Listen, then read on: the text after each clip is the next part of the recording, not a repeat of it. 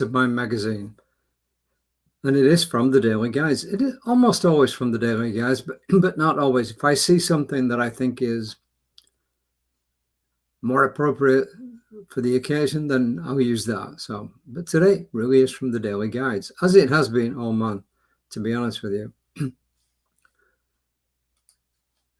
Let me just line this up, and then we can go. Here we go. This is called Live, Love, and Let Go. First quote is from someone, I think all of you have heard of him. He's pretty well known. Doctor, originally from India, but he is a metaphysical thinker. And he says, when we know who we really are, in that knowing, we have the ability to fulfill any dream we have. Why? Because we are the eternal possibility, the immeasurable potential of all that was, is, and will be.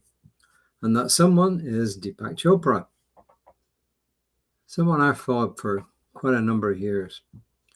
Ernest Holmes in the Science of Mind textbook says, we must know definitely and consistently that the universe is for us and not against us. And that was on page 109 of the Science of Mind textbook. Very similar to Albert Einstein saying, hey, you're going to make a decision, is the universe for you or is it against you? And Ernest Holmes here is saying, yeah, it's for me. So it's for you and it's for everybody. And Rev Ron here tells a story. He tells a story. He says, years ago, I read a movie in which a man is racked with guilt and remorse for a murder he committed. He also was a slave trader. He wants to atone. So he throws a bag of heavy weaponry over his shoulder and sets out to climb a mountain. When he reaches the summit, he is met by some indigenous Americans whose members he had taken. The chief approaches him with a sharp knife. The fellow drops to his knees, but the chief, instead of killing him, cuts the bag of penance and watches it fall. He's free. Reverend Ron says, all too often we live with self-inflicted penance. Yep, I can attest to that for many years as a good, obedient, guilt-ridden Catholic. We believe pain will bring atonement, when all it does is bring more pain. We need to let go. We can't change the past, but we can change how we look at it. Florence Scovel Shinn, who actually was a New Thought writer, I think late 19th, early 20th century, wrote, for each of us, there is a perfect self-expression, a place that no one else can fill. It's a perfect idea in the mind of God. And Reverend Ron continues, so often we try desperately to hold on and to keep things the way that they are. Fear keeps us locked in. Yet, when we surrender, we find that we can find ourselves in a better place. And he says, surrender is not giving up. It is asking Spirit to show us a better way. And when we ask, Spirit always answers. So he's right. Surrender is often considered giving up. Why? Because we usually equate surrender with conflict, either armed conflict or other conflict. And somebody realizes that they don't have any chance of winning, so they surrender. But that's not what he's talking about here, obviously. He's talking about the fact that when we decide, hey, I can't do all this by myself. I've tried and I've not succeeded. So I am opening myself up to receive intuition, to receive guidance from a source that sees things from a greater height than I do. And that's surrendering, say, okay, I've tried it. It hasn't worked. show me the way. And that's what it is. And you can do that in normal life as well. Like say, I'm going to get the best shots I can. You're the expert. You tell me how should I do this. It's exactly the same thing. So that's it.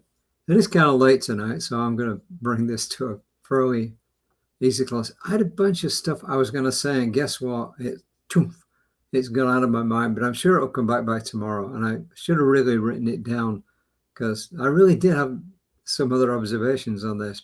But hey, they've gone, and that's it. So I'm just going to leave it up to Spirit to show me what I need to talk about next time.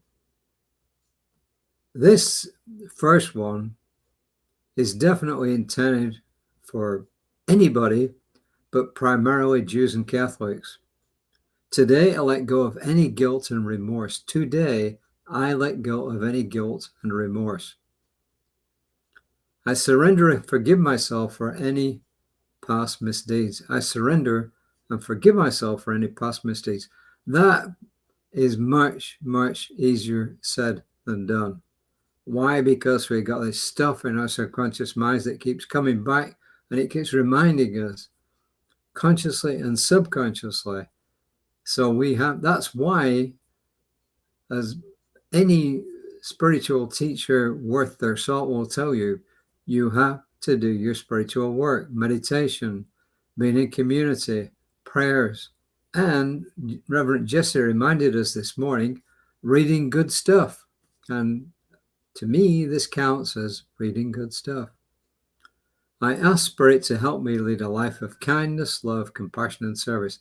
That could have been the Dalai Lama saying that, or maybe that's where it came from. I ask Spirit to help me lead a life of kindness, love, compassion, and service. So, but it doesn't mean that we're not supposed to enjoy life. Not at all. We are meant to have what we want and to share with others to help them have a better life. You know, it's not a new message. Jesus preached it. Lots of spiritual teachers have preached it. You know, yes. When Jesus said, you know, the first commandment is to love God with all your heart and soul, mind and soul, and to love your neighbor as yourself, that implies to me, this is my interpretation of that. You cannot love your neighbor. You cannot love God until you love yourself. Why? Because you can't give of what you don't have. If you went out to feed the poor and you didn't bring any food with you, then you couldn't feed them. You go out to do something and you don't have the tools to do it, you can't do it. So you need to love yourself first. And that is something that each of us needs to work on every single day. You love yourself and you love your neighbor and you love the divine, all that is. So with that, my closing prayer is this, that I claim that each of us have the ability to know and love ourselves as we are and to love others as we love ourselves. This is truth. I release this truth into a divine law that always says yes. And I am grateful that this is so, and so it is. So until next, yes, Reverend Lisa, 9:15 tomorrow morning on Creative Life Spiritual Center's Facebook page. I'll be back tomorrow on whatever medium you see this. Namaste.